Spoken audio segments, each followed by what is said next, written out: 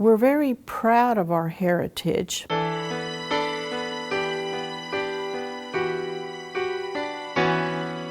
So many of the people that live here today, their ancestors came from the Czech lands. They first came here to farm. They were looking for land, they were looking for religious freedom, to better themselves.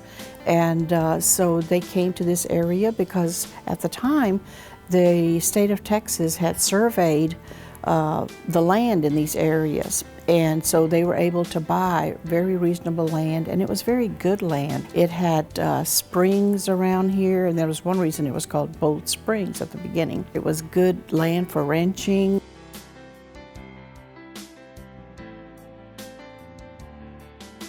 What they brought with them was something wonderful. There's lots of Czech customs. They would have the large weddings. We still have that custom of the very large weddings.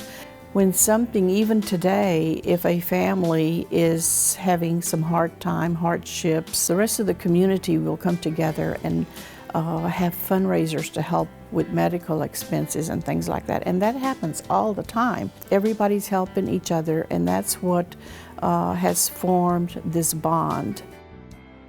Thomas West, he came from Kentucky, and then he decides to come to this area. He bought some land, and so when Thomas West came back from fighting the Civil War in 1865, he married Martha.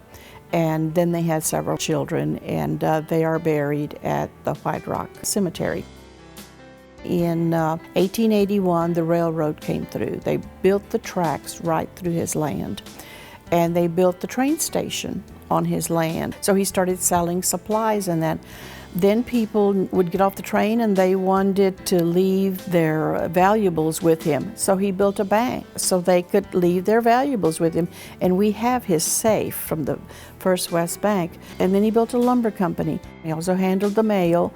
So they changed the name to West. And that's how we became West Texas.